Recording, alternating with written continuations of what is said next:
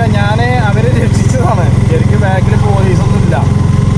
എന്താ അറിയോ, അവർ ഈ ഹെൽമെറ്റ് വെക്കാതെ പോയി കഴിഞ്ഞാൽ നിങ്ങൾക്ക് തലയ്ക്ക് വല്ല പ്രശ്നമുണ്ടോ? അതും കൂടി ഞാൻ ചോദിക്കുന്നുണ്ടോ.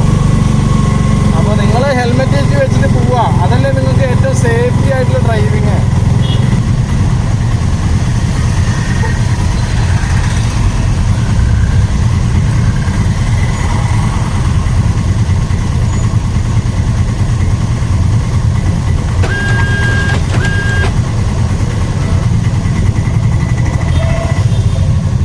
വേറൊരു കാര്യം നിങ്ങൾ ശ്രദ്ധിച്ചപ്പോൾ, ഇത്ര നേരം നിർത്തിയപ്പോൾ അവിടെ നിൽക്കുന്ന ആ ട്രാഫിക്കിലെ സാറ് ഹെൽമെറ്റ് വെക്കാതെ പോയതിനും ഫോട്ടോ എടുത്തിട്ടുണ്ട്. അതായത് ഈ നിൽക്കുന്ന പയ്യന്മാർ. അപ്പോൾ ഞാനിത് എപ്പോഴും പറയാറുള്ള കാര്യം എന്താ പറയുക, നിങ്ങൾ 100 മീറ്റർ, അര കിലോമീറ്റർ പോവുകയാണെങ്കിലും നിങ്ങൾ ബൈക്കിൽ ഹെൽമെറ്റ് പറഞ്ഞൊരു സാധനമുണ്ട്. അത് നിങ്ങൾ നിർബന്ധമായിട്ടും വെക്കണം. അത് പിന്നെ നിങ്ങൾ എന്ത് എക്സ്ക്യൂസ് കണ്ടും ഒരു കാര്യമില്ല. തെറ്റ് നിങ്ങളുടെ കയ്യിലാണ്. നിങ്ങൾക്ക് വേഗത്തിൽ പോകണമെന്നുണ്ടെങ്കിൽ നിങ്ങൾ ഹെൽമെറ്റ് വെച്ച് പോയിക്കോ, കാറിൻ്റെ സീറ്റ് ബെൽറ്റ് ഇട്ട് പോയിക്കോ. നിയമത്തെ പേടിച്ച് പോകുക തന്നെ വേണം. അപ്പോഴാണ് നിങ്ങളൊരു മനുഷ്യൻ കൂടി ആവുള്ളൂ. അല്ലാതെ എന്നെക്കാളിലും വലിയൊരാൾ വേറില്ല എന്ന് പറഞ്ഞു കഴിഞ്ഞാൽ നിങ്ങൾ തന്നെ അങ്ങനെ ചിന്തിച്ച് കഴിഞ്ഞാൽ പിന്നെ ആ നിയമം എന്തിനാ? ഞാൻ പറയുമ്പോൾ നിങ്ങൾ നിയമത്തെ പേടിക്കേണ്ടതല്ല, അനുസരിച്ചാൽ മതി. അപ്പോൾ തന്നെ നിങ്ങൾക്ക് കറക്റ്റായിട്ട് പോകാൻ കഴിയും. പിന്നെ വേറൊരു കാര്യം വേണ്ട, ബാക്കിൽ നമ്മുടെ വാഹനങ്ങൾ, നമ്മുടെ കൂടെ വരുന്ന വാഹനങ്ങളുണ്ടാവും. അവർ ഹോൺ അടിച്ച് കഴിഞ്ഞാൽ നിങ്ങൾ തീർച്ചയായിട്ടും അവർക്ക് വഴി കൊടുക്കുക. അവർ മുന്നോട്ട് പോയിക്കോട്ടെ, നിങ്ങൾ അതിൻ്റെ പിന്നാലെ പിടിക്കാൻ നിൽക്കരുത് കേട്ടോ. അത് ഏറ്റവും വലിയ അപകടമാണത്.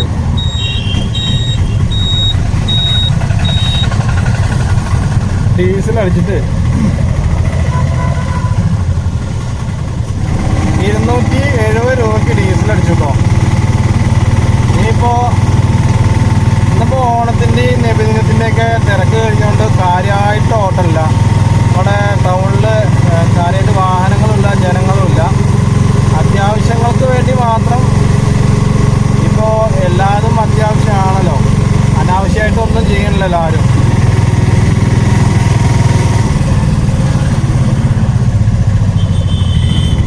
ഇതേപോലെ സ്കൂട്ടി ബാലൻസ് അറിയാത്ത കുറേ ആൾക്കാരുണ്ട്. അവർക്ക് സ്കൂട്ടറിൻ്റെ ബാലൻസ് അറിയില്ല. അതാണ് സംഭവം കേട്ടോ. ഇതാണ് കാറേരെ കുഴപ്പം. എന്താ അറിയോ, കാറേര് നമുക്ക് എപ്പോഴും നല്ല ഡ്രൈവിങ് ഇടതുവശമാണ്.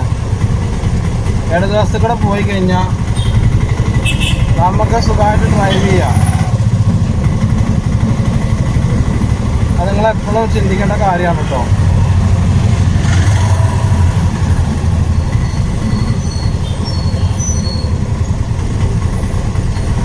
പിന്നെ എന്താ പറയുക, KSRTCയുടെ ഒപ്പൊന്നും നമ്മൾ പോയി പിടിക്കാനായിട്ടില്ല കേട്ടോ.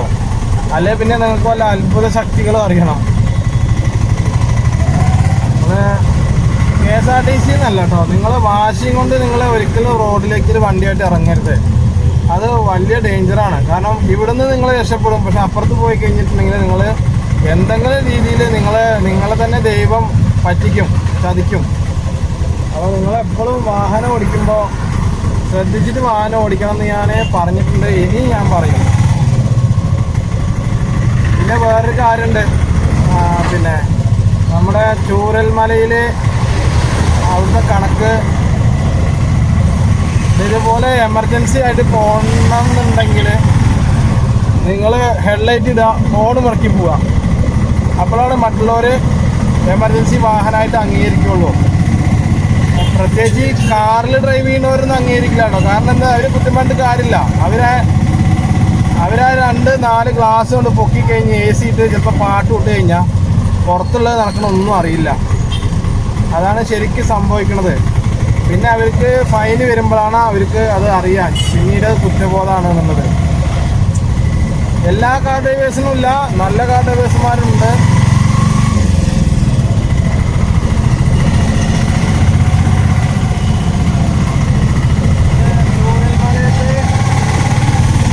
ചൂരൽമലയിൽ പിന്നെ അവിടുത്തെ കണക്ക് വന്നിട്ട് അത്രേ, ഒരു ശവം പിന്നെ സംസ്കരിക്കാൻ എത്ര 75,000 രൂപ. അപ്പോൾ എന്ത് ശവസംസ്കാരമാണ്? വെടി പൊടിച്ചിട്ടുണ്ടാവും അല്ലേ ആകാശത്തേക്ക്. എന്നാലും ഇത്ര വരില്ല കേട്ടോ. പക്ഷെ ഞാനൊന്ന് പറയട്ടെ, അവരെ ശരീരഭാഗങ്ങളൊക്കെ പല പല ഭാഗത്താവും. ഇതൊക്കെ പാടെ കൂട്ടിപ്പെറുക്കി വെച്ചിട്ട് ഇതിൻ്റെ കണക്കാവും ചിലപ്പോൾ പണ്ടാവും. ഞാൻ ഒരു കാര്യം പറയട്ടെ, സർക്കാരിനോട് പറയട്ടെ, നിങ്ങൾ എന്നെ ഒന്ന് കൊന്നു തരുമോ? കാരണം ബൈക്കിൻ്റെ ജീവിതം മടുത്തു. ഒന്നാമത് കൂടെ ആരുമില്ല, മനസ്സിലാക്കാനും സംസാരിക്കാനും ആരുമില്ല. ഒക്കെ ശത്രുക്കളാണ്. ഒക്കെ ശത്രുക്കളെ പോലെയാണ് പെരുമാറുന്നത്. എൻ്റെ കയ്യിലൊന്നും അത് പണമില്ല, അതാണ് ഒന്നാമത്തെ കാര്യം. പൈസ ഉണ്ടെങ്കിൽ പിന്നെ നമ്മൾക്ക് പിന്നെ എങ്ങനെ വേണം പിന്നെ തരികളെ കളിക്കാമല്ലോ.